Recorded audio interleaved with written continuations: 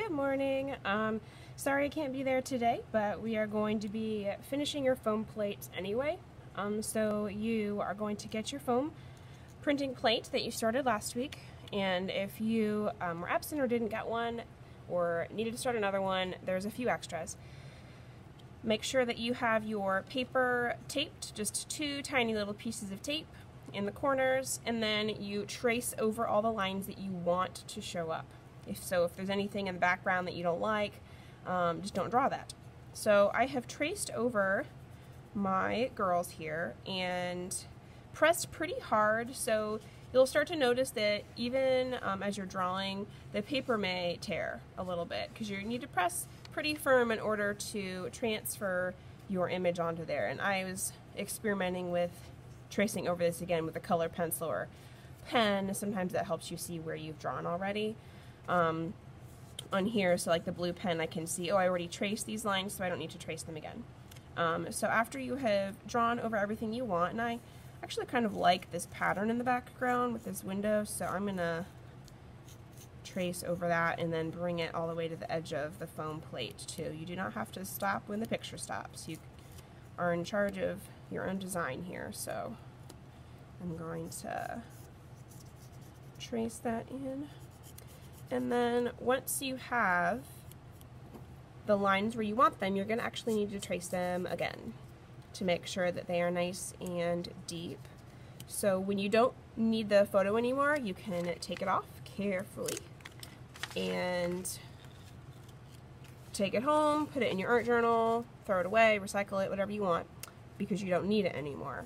And then you're going to trace over these lines that you drew to make sure that they are nice and deep. The tool that works best for this is actually a pencil that is not sharp.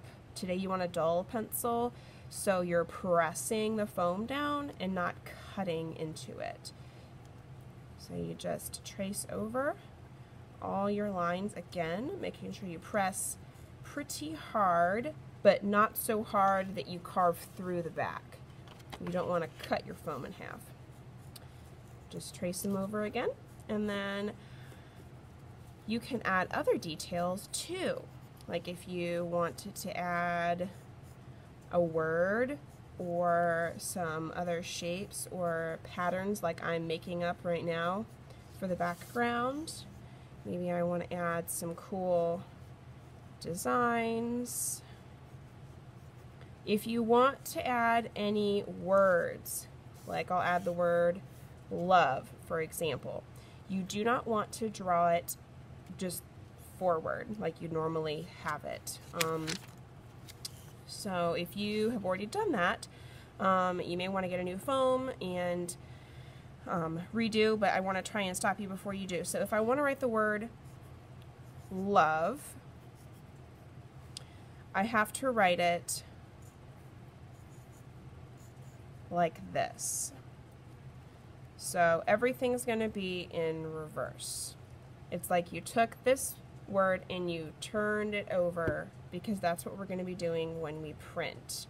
So if it helps you to know how to write it, I recommend grabbing a piece of like scrap paper or like the free draw paper in the blue tray by the light switches and writing the word regular dark enough so that you can see it from the back. So even if you need to use like a marker and write it just regular, how you want your letters to look when it's printed, then you flip your paper over and you can see this is what it should look like on your printing plate. So then just copy this onto here, not with a marker, but with your pencil. So I could write L-O-V-E.